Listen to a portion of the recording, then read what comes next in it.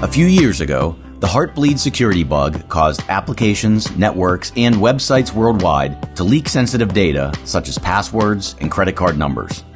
Because Heartbleed exploited a common software flaw and out-of-bounds memory access in applications and websites, the revealing of this bug elevated concerns about how well coding errors are detected and corrected before software is deployed. At the SEI, we have developed tools to detect and repair two common software coding errors automatically. The two types are integer overflow that leads to buffer overflow and reads of stale, potentially sensitive memory. In both cases, our tools infer the specification the developer intends, a strongly supported guess based on the pattern, and make a repair to satisfy the inferred specification. For integer overflow, our research-grade tool adds a check for the error condition where the overflow can lead to a memory violation.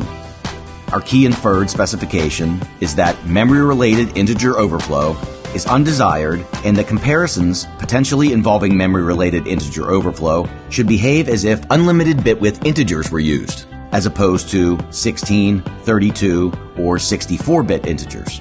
For software that is not safety critical, if our tool cannot fully repair an overflow, it can simply insert code that checks for overflow and ends the process if it is detected.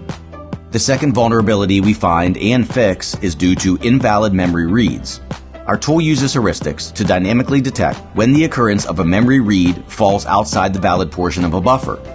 This tool addresses the problem of security vulnerabilities caused by such reads, which can leak sensitive information, as was the case with the Heartbleed bug.